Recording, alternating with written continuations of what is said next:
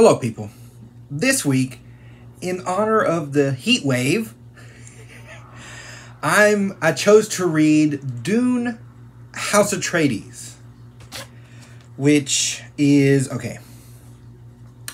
This is a Brian Herbert book, not a Frank Herbert book.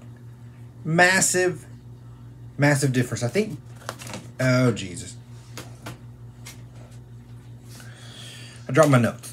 I think Brian Herbert is Frank Herbert's kid, his son. So, when Frank Herbert died, without finishing this story, tragic, his son took over the whole rigmarole. And it's a great property.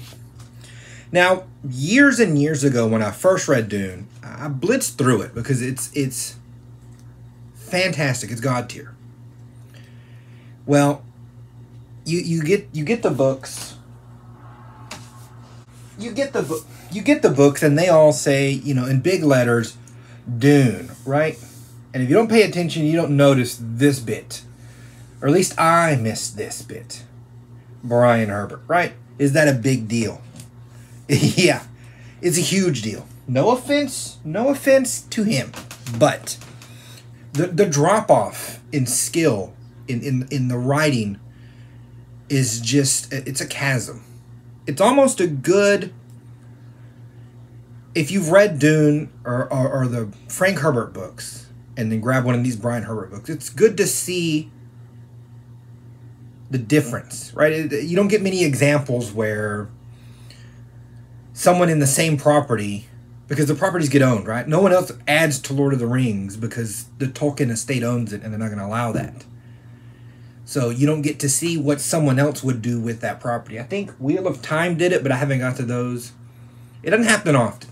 But for this one, he decides, I'm going to continue the story. And you can see this large gap in the skill of the writing.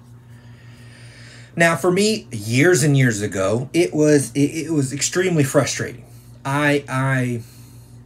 So you get into reading, you get a little ways in, and you're like, what's wrong? Didn't feel the same. It's not the same juice.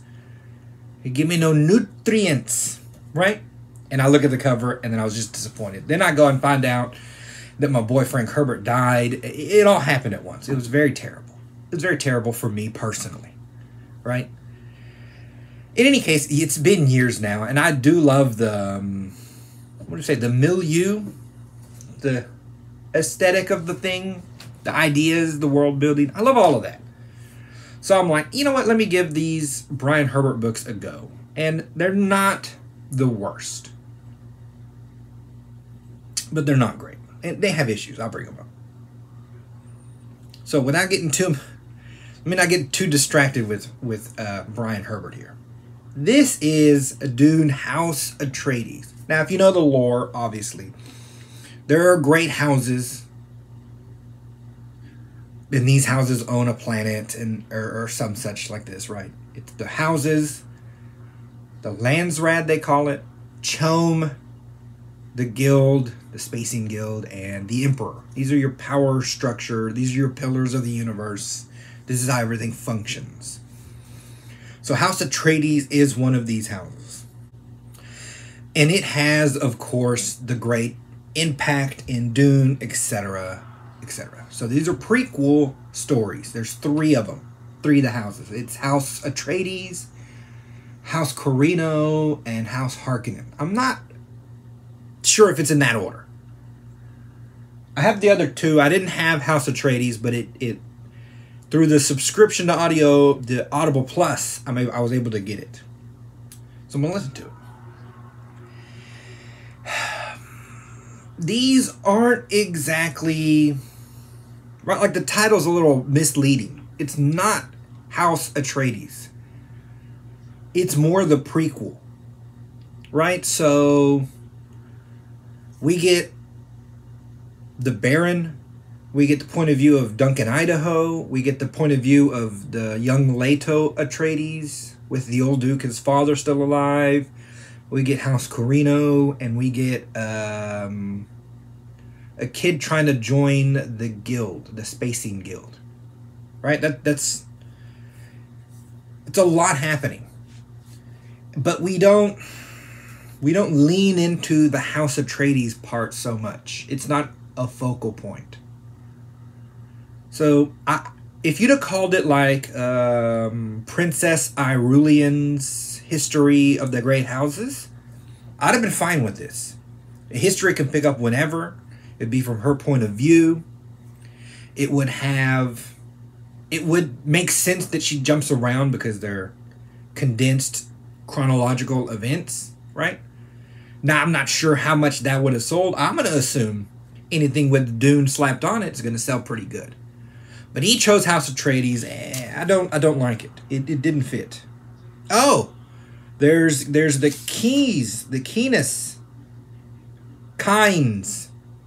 There's kinds as well. I mean, this is 5 different stories going on.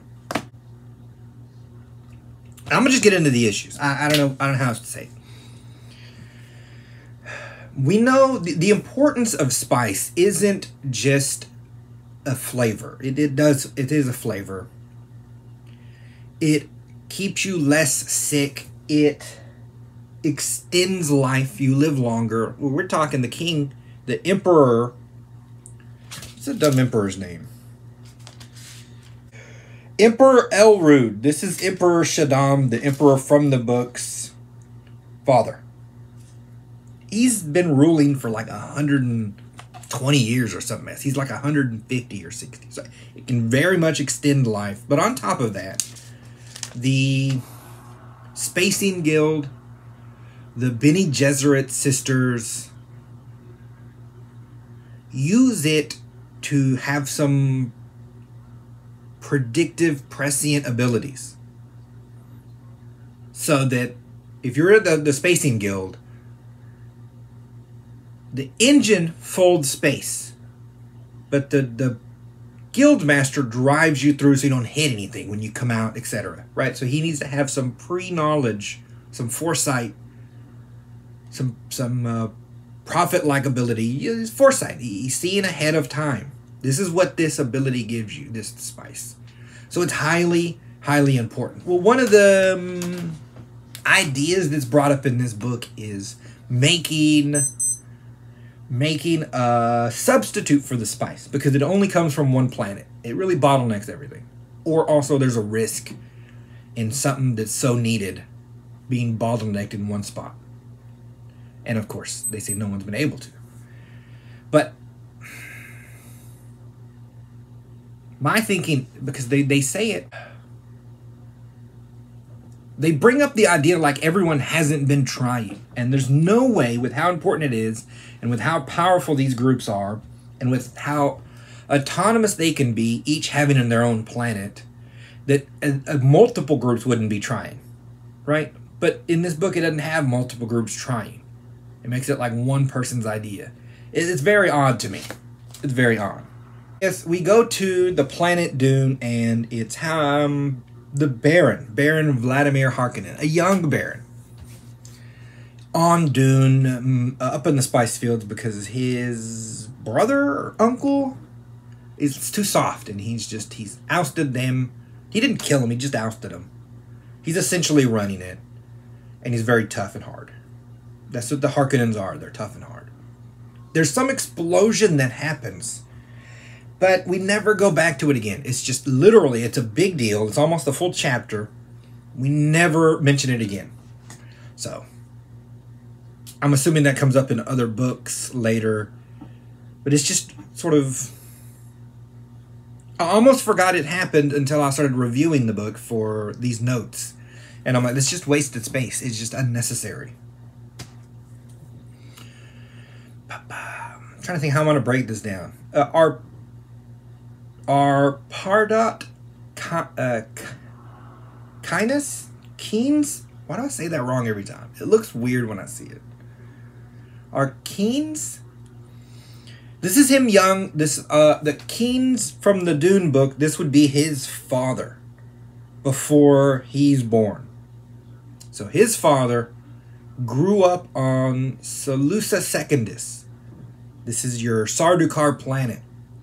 I love Sardaukar. I love all the names. It was the House Corino's imperial seat until it got nuked. And it stayed in its nuked radioactive dead state as sort of like a symbol. That's what they say. You know, secretly, the Emperor trains his Sardaukar there.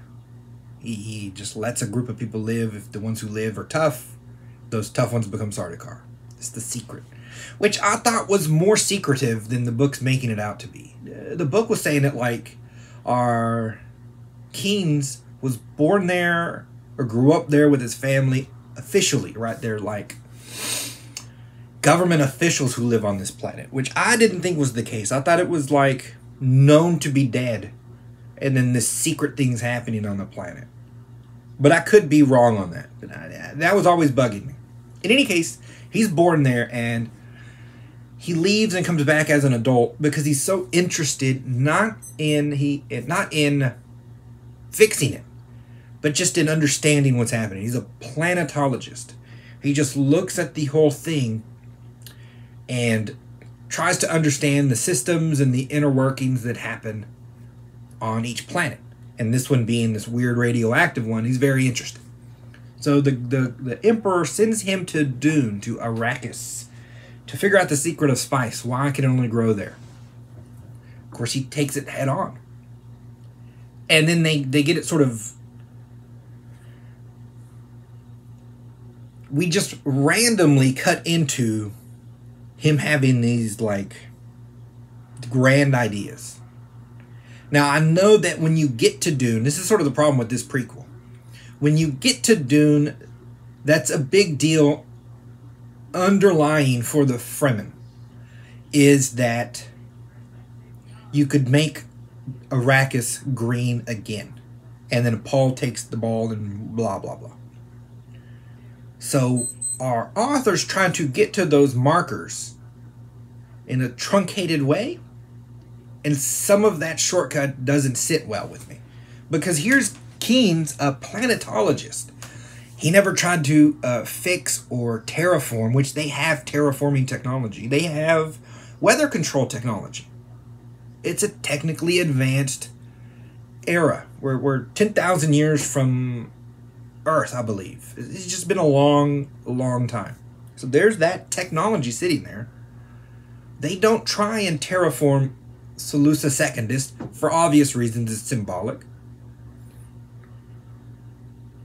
So that's a job opportunity he could have had, right? Just to be a terraformer. There are thousands of planets in the Imperium in various degrees. Some probably just barren that you could just go terraform into green, lush planets. Probably why they don't mess with the Dune, Arrakis.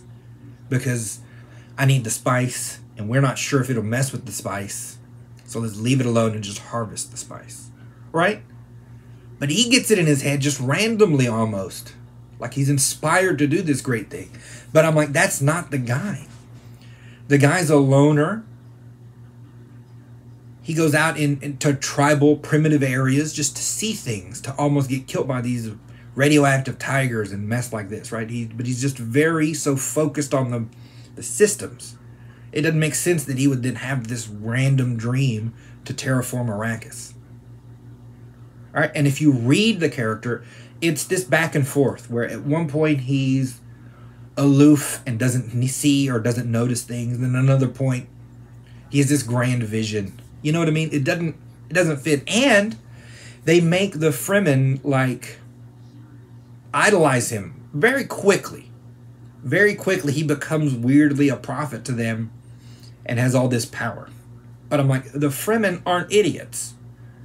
They have religious fervor, but they're not also, you know, it makes it seem like they're easily swayed by this. You know what I mean? It didn't sit well at all. It doesn't, what do we say? It doesn't line up with the canon of Dune, I would say. It's a cool tidbit, but then it'll lead me into talking about the Emperor. It says the Emperor, the Padash Emperor of the known universe, supposedly rules 1,000,000 planets. Now, there's some discussion in amongst the characters that's like verbal, you know, what is the word I want to use? He's taking verbal license there. He's embellishing a bit. I think they say it's something like 1,000 or maybe like 100,000 planets. It's a lot of planets. In any case, they say the stairway up to the Golden Lion throne is made of 1,000,000 different stones, each stone from a different planet in the Imperium. I just thought that was very cool. In any case, we have our old Emperor Elrude, and he brings up, I forget this guy's name. I didn't get his name. He's from House Richese, not House Richese, House Vernius, who's running the planet Ix, a technological planet. And he's made a new Highliner, a new, bigger ship. And the Emperor gets a certain amount of tax per ship. So the bigger ship means less loads, which doesn't make sense. It'd just be more bigger loads. That's what ends up happening. In any case, it gets under this Emperor's skin that he's going to lose money and you need to do something. And he's like, I'm not doing anything about it. And in the event of them talking, the rivalry flares up. Rivalry being that this House Vernius stole one of the Emperor's consorts. He has a wife for political reasons, and then like a harem of women because he's the Emperor. And this one particularly, he's mad that one got away, so to speak. That, I'm fine with that. That works for me if it's maybe pushed a little too much. Because, okay, what ends up happening is the Shaddam, his son, and Finring are conspiring to not wait for the old man to die, but to kill him and get the seat, which is sort of like part of the course for the imperial family. So, not that big a deal. You know that from Dune. You don't know that from this book.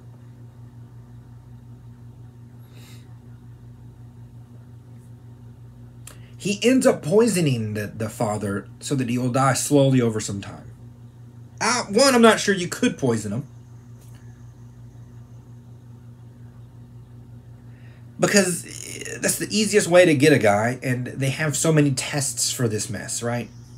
But I guess we let it happen. It degenerates him, the poison.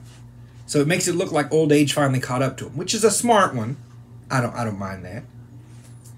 But I would have liked this, because he's irrationally mad at this guy's taking his woman. I could see an anger, but if you're the Emperor, I mean, like, you can only get so mad at losing a lady. And if you're that stuck on women, he would spend more time as a character with his harem. He doesn't. He never visits them once. And not just for the sexy time, but for, to lounge amongst them and talk to them, blah, blah, blah. If he's this womanized, so to speak. But if you just wait till the poison kicks in and he starts to lose his mind, then this irrationality could explain these interactions. But our author doesn't do that. A bit annoying. Another annoyance is our future Emperor Shaddam. At this point, he's 40, 45, I think. But he sits around like he's 15 or something. And not just that you're an emperor, you can be very loungy, right? Most of them aren't. If you're the heir apparent, not only do you not sit around, people around you don't let you sit around. They understand at some point you're the cheese. And they want to get close. They want to be the cracker to that cheese. You know what I'm saying? So by 40, he would have connections to other houses. He would have how he leans in politics, how he interacts with people, things that he's been setting up. So what they end up doing is have him try and set up the production of a synthetic spice for his house only to enrich them. But it's spur of the moment almost. Whereas by 40, he would have had like 9 or 10 different things in the pot cooking already. Right? Because he's 40, so he's a grown man. Everyone knows he's the heir apparent. They'd bring him things. He would, if you made him partially responsible for the new ships, right? Like he brought designers from this planet and met them with the ones from Ix, and they designed a new ship that's bigger. That's how he would start to make connections to these houses, behind the scenes, behind his father's back. And then, of course, the irrationality would have ramifications, blah, blah, blah. But there's not that. They still try, and they're like, him and Fenring, I guess, are playing chess. That's fine. But they constantly talk about, like, his lessons and how he wouldn't listen. He's kind of dumb, which he'd have the best education. And even if he didn't listen to the history of blah, blah, blah, he would be invested in the machinations, right? So you'd have the machinations education in your head. I'm the future emperor. He's not an idiot. But they kind of treat him like an idiot. It's very... I didn't like the, what do we say, the power levels. It didn't sit with me well at all. Which leads us into... Now, the book goes chapter by chapter, and it cuts through them a bunch. But I just grab them as big issues. This leads to the planet Ix. The planet Ix, run by House Vernius, is the technological center almost of the Imperium. They're the top dogs. They're the cream of the crop, right? And Atreides, the Paulus Atreides, the old duke, sends Leto to the planet for, some sort of, he's 14 now, so he wants him to have a broader education. So he sends him out. Princes do this all the time. That's fine. To the planet Ix, it's his old war buddy. That's fine. He gets on the planet. It looks completely, not barren, but like uncultivated wilderness. Just like, he describes it like the plains before him and the sparse trees or something. It's not very, there's no city, there's nothing. And up from the ground comes Romber? The House Vernius's kid. And he leads them into they have an underground metropolis. This is where they build all the big, huge ships, etc., etc. So they hide their tech from prying eyes. I'm fine with that. I actually kind of like it, that you would carve out deep, deep cities underneath in the crust and put all your tech there. I mean, it's highly secure. How would anyone get under there? There'd be minimal access, etc., etc. You keep your workforce down there like mole people, right? I'm fine with all of this. I have a slight problem with nothing on the surface. Rich people, and especially if you get to this time, these houses have set themselves apart for thousands of years. It didn't take thousands of years for Versailles to be built, because the Sun King, Louis XIV, didn't want to live in Paris, right? He just got over it. So you put generations on these people, they're going to build very nice places. Now, some of them may be glittering cities, some may be quaint, like cottage type, relaxation, whatever. But the top would be built up. There would be cities. Of course, the House of Vernius would live up there. And Ixians who've made it, right? You always give them a reason to grind higher. Would have made it up to the surface, right? It almost been a way to control them. If you work hard, you could end up with the American dream, right? But, mutated after 1,000 years to this something that's very controlled by the government of the planet. So there'd be plenty of people living on the surface, not as many as could, and nowhere near as many as those underneath. But there'd be plenty of people on the surface. Add to this, what ends up happening is Tleilaxu. Did I say that right? It's like a T and an L real quick together. Tleilaxu. It's such a cool name. They're geneticists. At the same time, your Bene Gesserits 10,000 years ago were working on figuring out their system, and the mind and mentats are starting the process of becoming human computers, and the guild people are starting the process of becoming guild masters, etc. Right? All these are schools. Thousands of years ago, this Tleilaxians started messing with genetics, and in the interim, they've gotten all the way to a point where they're face changers. They can make themselves look like other people.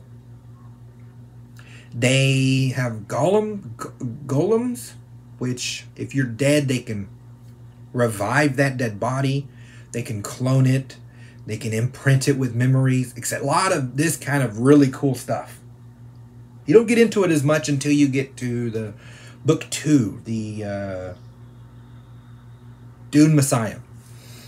In any case, they're big here.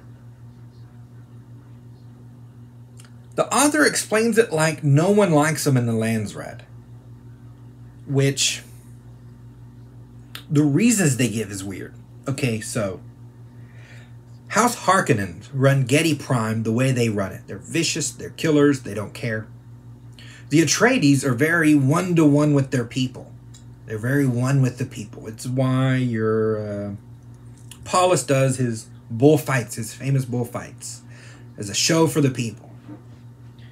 Now, when you get to the Imperium, the Emperor doesn't really care how you run your house or how he runs his. There's no rules. And the other houses don't really care. The House Atreides isn't going to go save the poor people of Gedi Prime because the Harkonnens are mean to them. It's the planet's theirs to do with what they want. And do they not like it? Maybe they don't. But they're not less accepted because of that.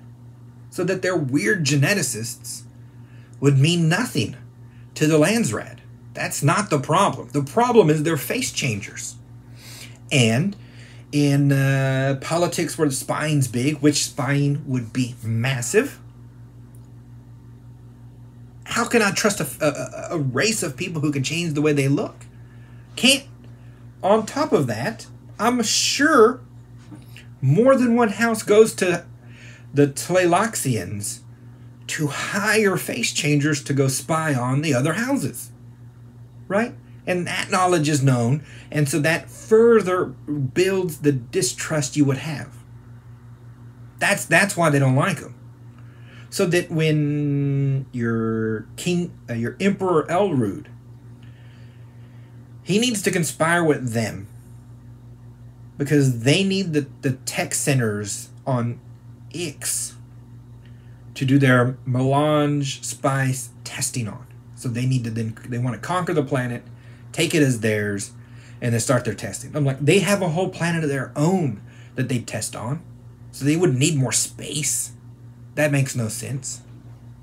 2, the other houses wouldn't allow one of the great houses to be taken over by the Tleilaxians, but for the reasons that they hire them to spy on everyone else. I'm like, I don't trust you. I can't let you have a whole other planet. Especially the tech one. You know, that there are wars between the houses is one thing, but there's politics involved before you can just sort of take out your opponent. They do no politics. They just go to the Emperor, they sneak in there, they start a revolt, and then they take the planet. I'm like, that makes no sense. A. B, it's Paulus's friend's planet that's getting taken out. House Atreides would have sent military aid. They just would have. He don't mind fighting. But we don't see any, because, okay, by the time this Leto becomes the Duke and is grown, that's part of the reason he gets taken out by the Emperor, Shaddam, 45 years later, is his army's too strong. We don't see a strong Atreides army in this book. And that crap takes more than 40 years to build.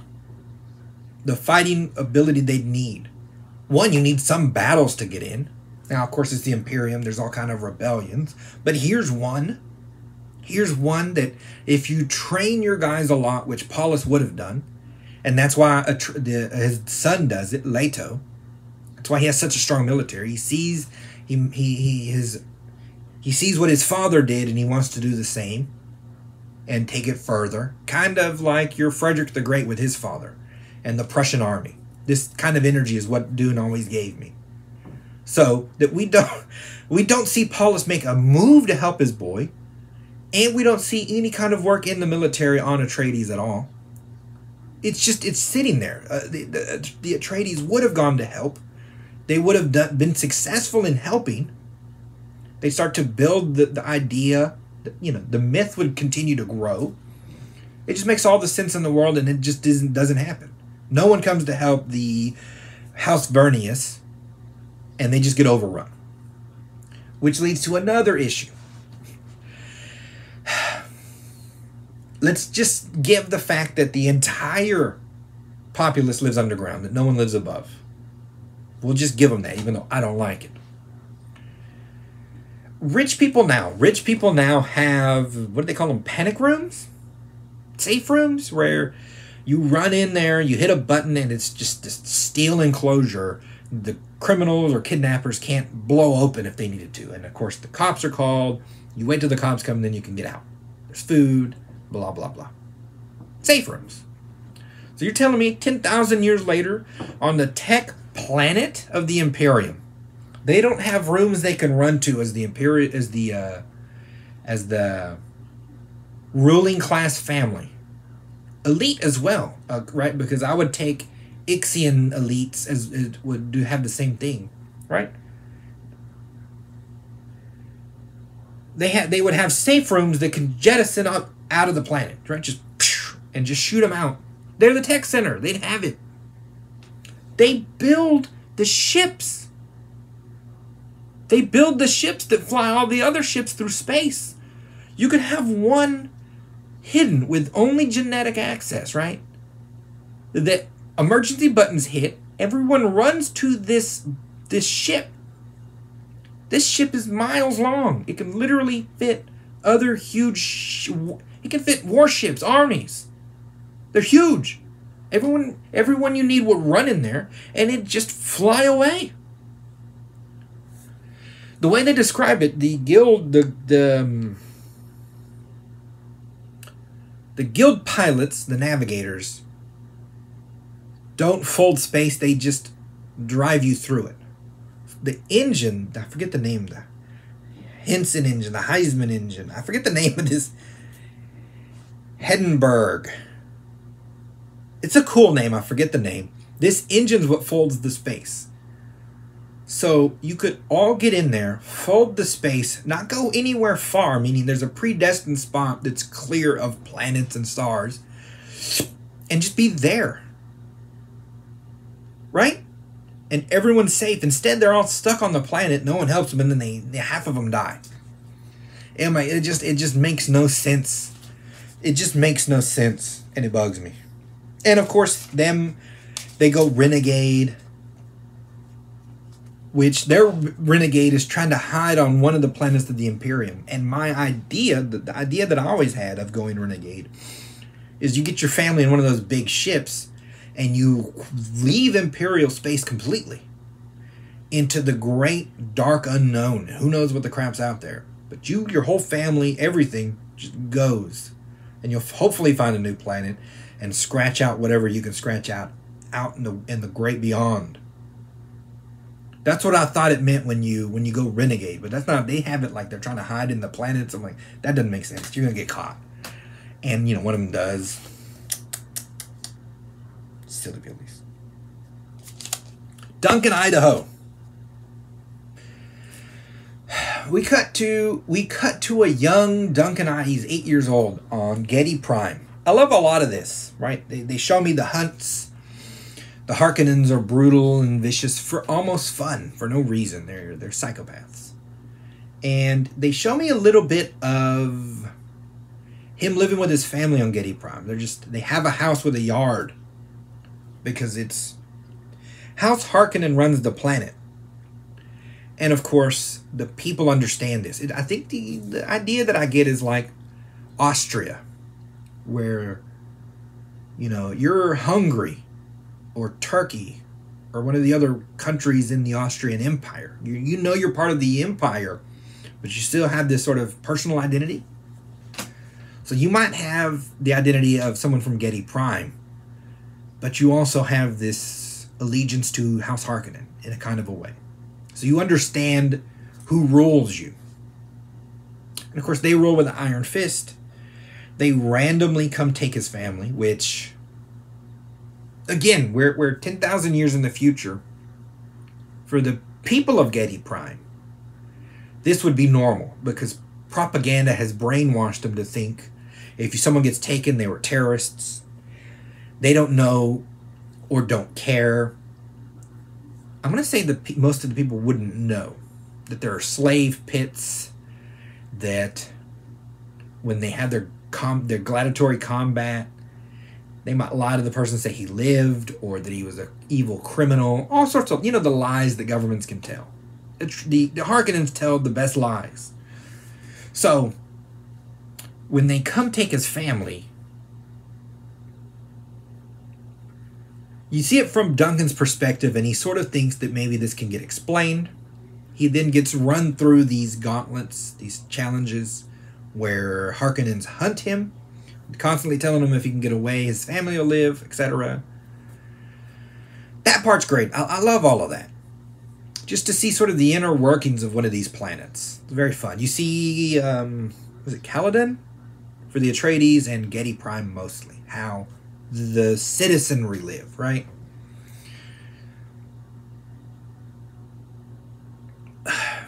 We get to, I think this happens most with Duncan, but there's too many convenient angles, right? So, in Dune, and this is more like real life, Duncan is there in the story, then leaves the story, comes back, dies, and then he's out of it, right? This is he's doing stuff, but his stuff's not part of our story. Real life, you're rarely in multiple major events, right? Unless you're Winston Churchill. It's the only one I've seen. There's others, but it's rare. You get in and out of the big weave of history, so to speak. So they have the young Duncan Idaho survive a challenge in such a way that he gets the attention of the higher-ups. The higher-up being Rabban Harkonnen. Rabban being a major player later in the Dune books. And Rabban wants to hunt him personally. And I'm like, this is too much of a coincidence. Rabban kills Duncan's family. Shoots him right in the face right then. Because I'm like, I get why you did it. You didn't need to have Rabban do it. It could have been any Harkonnen. Duncan doesn't like Harkonnens.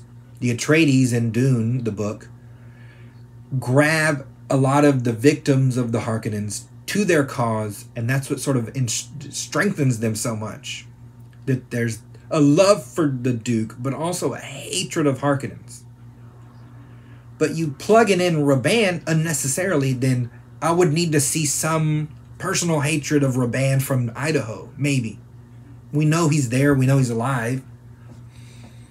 It never materializes in the other books because that's not really what happened, if you know what I'm saying. It's just Harkonnens did him dirty. He doesn't need extra. He then gets saved by some lady who just wants to stick it to the Harkonnens for doing her dirty somehow. I think she thought by selling out Duncan's family, she'd move up in politics. Then when she didn't, she wants to vindication.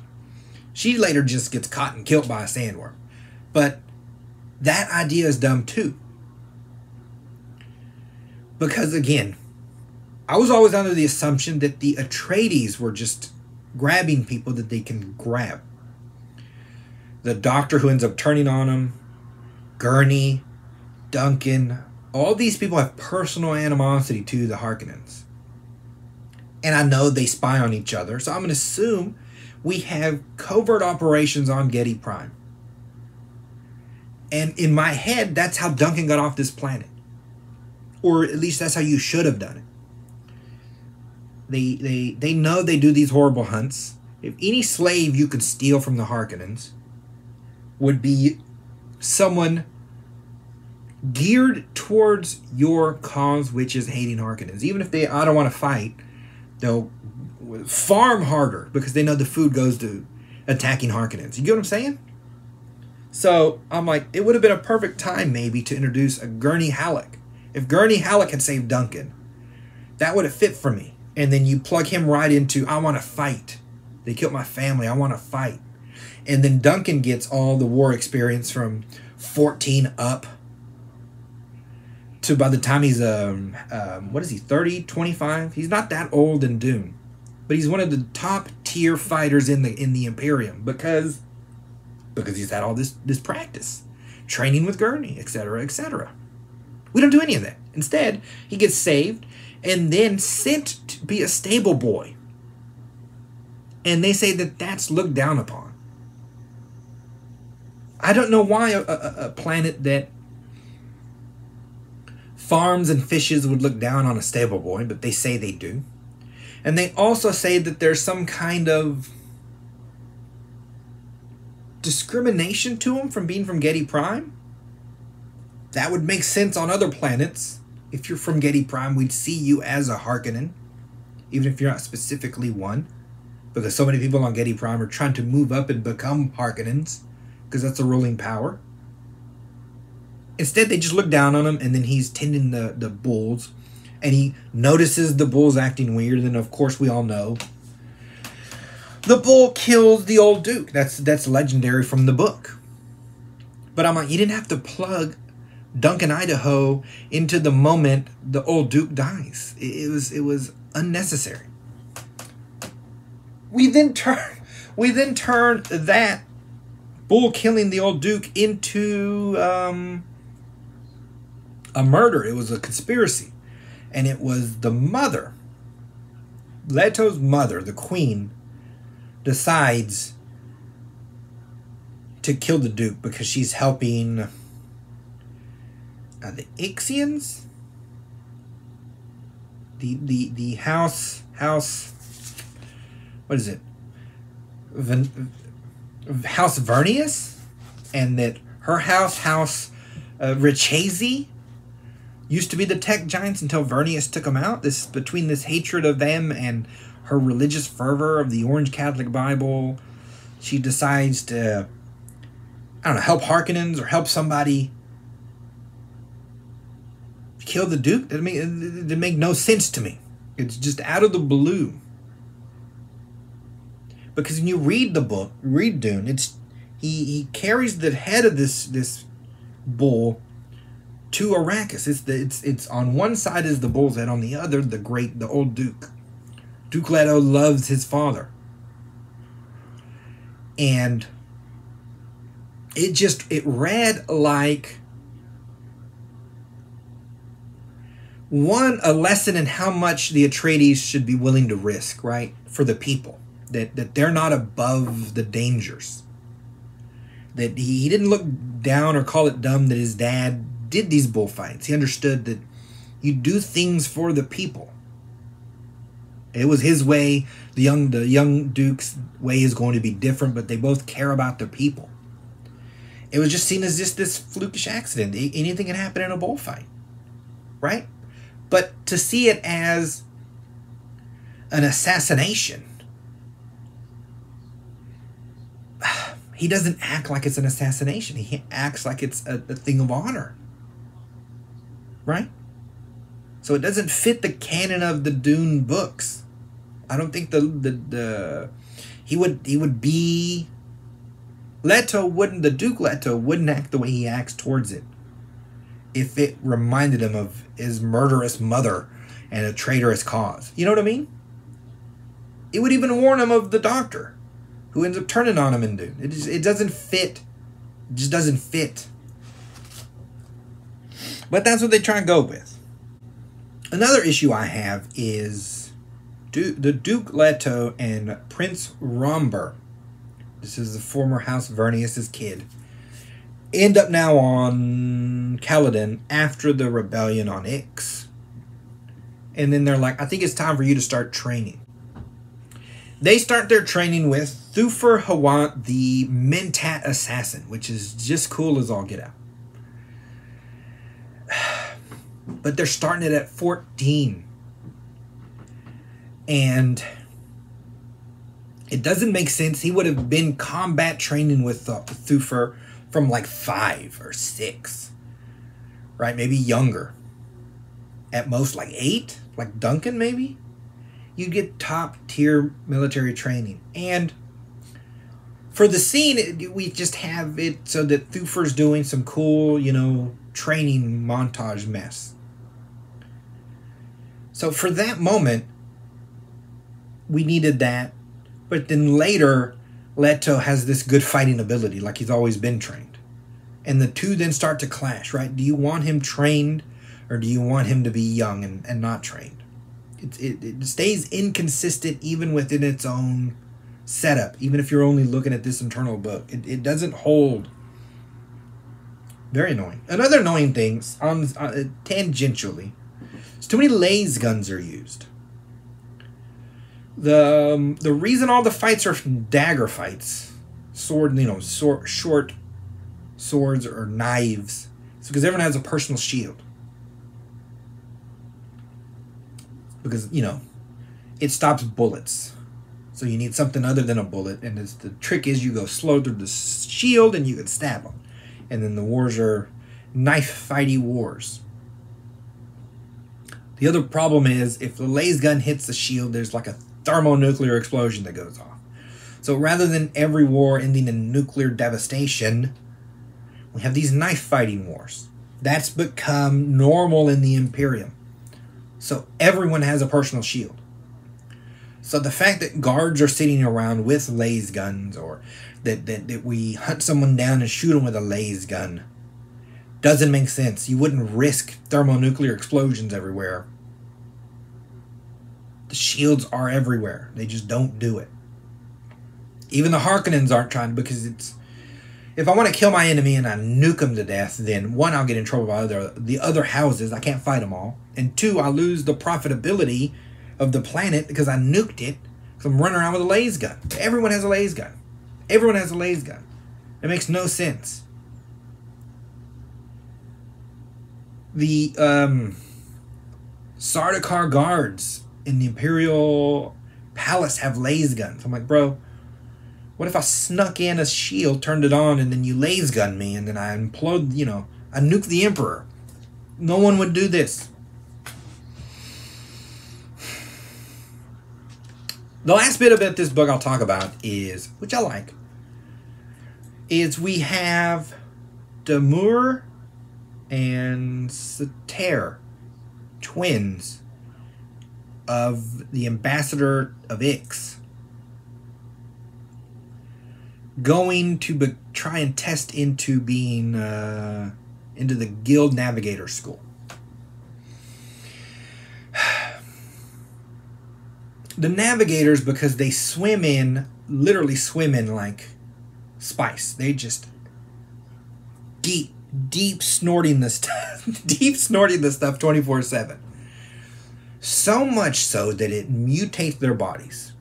So a Navigator, who's rarely seen, is this weird fish-looking thing that's grown in this tank.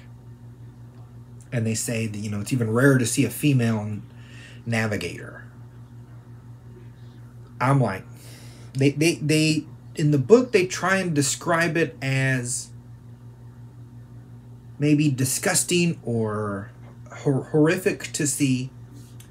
But again, like I was saying with Getty Prime, or the Tleilaxians, every planet has their own sort of setup, and no one sees that any kind of a way.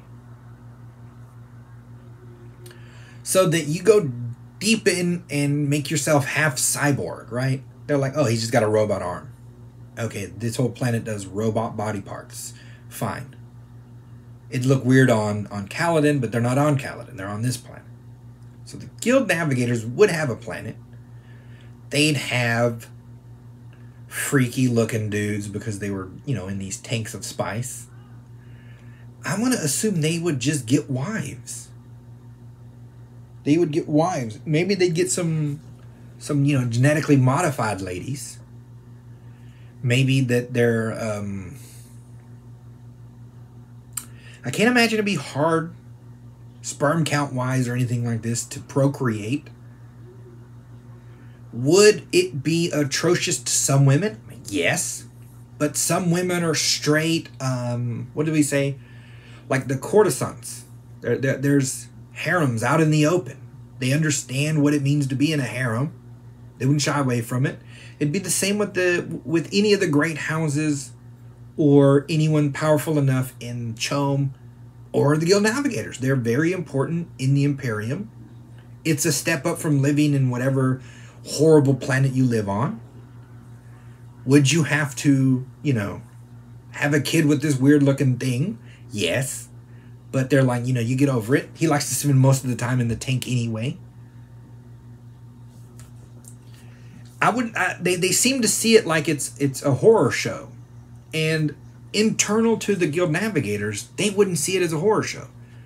If anything, they see it as a symbol of all the things they're able to, to look at. You go deep in the spice and you start seeing the galaxy and planets and possibilities in the future, right?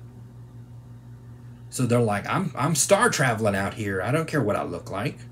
You just accept it from the benefits of this deep spice you get. And women would, you would be able to find women who are fine with it. What do I care? Have his kid. You'd want kids who are genetically predisposed towards accepting that amount of spice, because some people, that's what happens with the brothers. One fights against it and one goes head first. And so you'd want to breed more people, your people. Who knows what those babies would look like? Who knows if they'd even be better to start as Guild Navigators, right? So it mutates this kid from a human into this thing. Who knows what his kid would look like? And of course, then the steps go up from there. Higher and higher you go in the, the genetic chain. It's 1,000 years, 10,000, 5,000 years they've been Guild Navigators. They must have a whole populace. But then you get into maybe that populace is hard to upkeep, because the dude's freebasing the spice 24/7, etc., etc., etc. Maybe they had trouble keeping the kids alive because they're born addicted to spice. I don't know, but I don't think they'd see it as odd as they write it out, as the author writes it out to be. It's just the non-issue. But the idea that the way it talks through this test, the way it talks through this kid going from a normal human into a Guild Navigator, and how he understands his hands are becoming webbed, but he doesn't care that he doesn't lose his humanity, more leaves it, right? Like it's there, and it's like it's so boring and uninteresting to him that he wants to go this route. It's cool to see inside that navigator school on his way up to being a steersman, right? That part is very cool. And the book is full of those type of things, right? Sitting in the world, little bits of tech, little bits here and there. I almost forgot. Thinking about these women. The biggest group in this of women is the Bene Gesserits. And they're, neck deep in their genetic finagling to get their Quasat Haderach, the male Bene Gesserit who can see the future. As we know, if you've read, but if you don't, you needed Harkonnen mixed with Atreides as the final straw to get this Quasat Haderach. So you need a kid from Harkonnen, Baron Vladimir Harkonnen. Now, this book has him being like full-on gay. He does not find women attractive. I did not get that sense from the Dune book. In the Dune book, I got the sense that he will take whatever he can get. Not whatever he can get. Whatever his eye's on at the moment. He'll get women, he'll get men, he'll get boys. He's a, pedo, masochist, sadist, psychopath. He's a bad person, right? But I never got the sense that he doesn't like women. Now, I knew that in the story, I forget where I read it. Somewhere in one of the books that a sister had given him like 9 different STDs. And that's why he's in this bloated, horrific state that he's in. You know, so again, in my head, in his youth, he's just sexually violent to all sorts of people. Children, women, men, whatever. And that in one of these escapades, a sister, in my head it was almost, maybe could have been the doctor's wife. But I don't know if that times out. The doctor who was a traitor to the Atreides in the book. I don't think it times out though. In any case, well, it could have timed out. STDs can have an effect quickly. I always thought it was some weird torture he was doing, and then the sister got back at him before she was killed. But in this, they have him being straight gay. We need one of his heirs.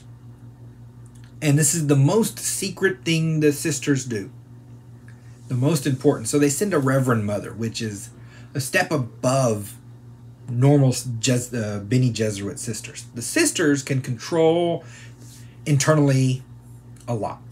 Their pheromones, you know, if they have a boy or a girl, they have control of their voice to mess with your mind and make you do what they want. They can fight very well, this kind of thing. A sister is, a Reverend Mother is like thousands of generations of those sisters. They have a technique where it melds them with all the genetic memory. So it's a step above, it's a major thing. So they don't send a normal sister, they send a Reverend Mother. She gets pregnant by Harkonnen, who doesn't like it, but then they leave. And it's very upfront. They're like, I have blackmail material on you. I need a kid from you. And I'm like, Baron's too smart to know you need a thing. You wouldn't just tell him that. He'd use it against you. You'd, like I said, you'd send someone subterraneously to catch his eye and have his kid. The danger being he could kill you because he's a sadist. But they'd risk it. They don't risk it. They send him in. The lady comes out and has a deformed kid. So then they send her back. He then, as punishment, rapes her. And then her punishment to him is to give him these weird STDs. And I'm like, hey,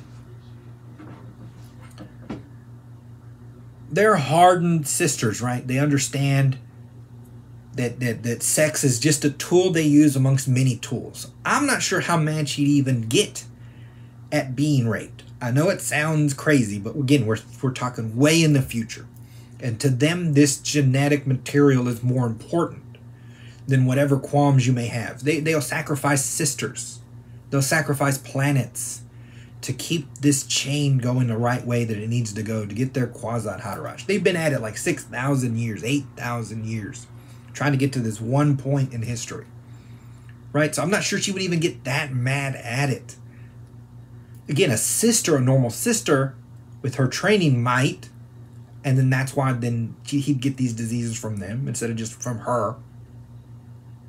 You know. And two, I think they end up killing the first kid, the deformed kid. And I'm like, two. One, you wouldn't kill the kid because you might need that genetic material later. Yes, it's deformed. Yes, it's not ideal, but you've been genetically all manipulating for 10,000 years. I'm sure there's been more than one of these. And you would have backup branches in case the catastrophic happened. So you could use this kid to get a separate line going and track it another 10,000 years. What's the problem? But she kills it for some weird reason. And two, you lose the Baron because he got all these STDs.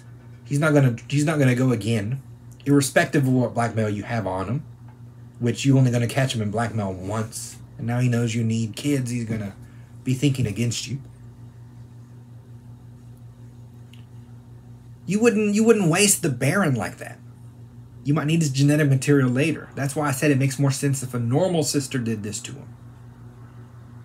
And two, they use the same blackmail twice. The Baron Harkonnen's too smart for that. He'd already changed it up. You wouldn't have the second go on him.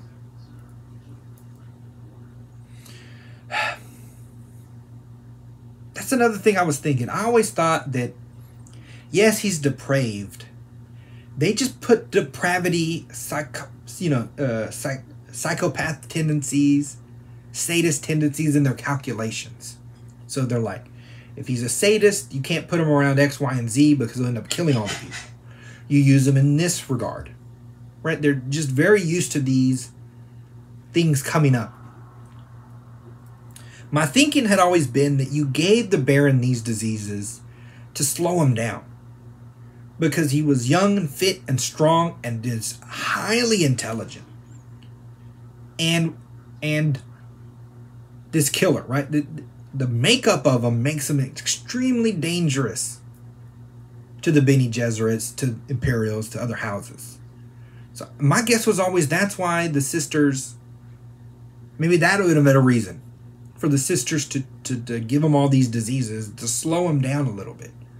If you have to deal with pain and body discomfort and this inability to move, or this inability to impress people with your presence, that slows you down politically, right? That'd be a better reason than the reason they gave in this book. Oh, God. I just didn't like it. And like I said, I didn't think he was straight gay, I won't touch a woman. I thought he was just a sadist. I think I blabbed long enough. Plus, it's hot. Ad time. These are all my books. Go ahead and buy them. Help the channel. Or subscribe. Or just watch. Or just like. Whatever you want to do. I'm good either way. Yeah. Thanks for watching. I'll see you all next week.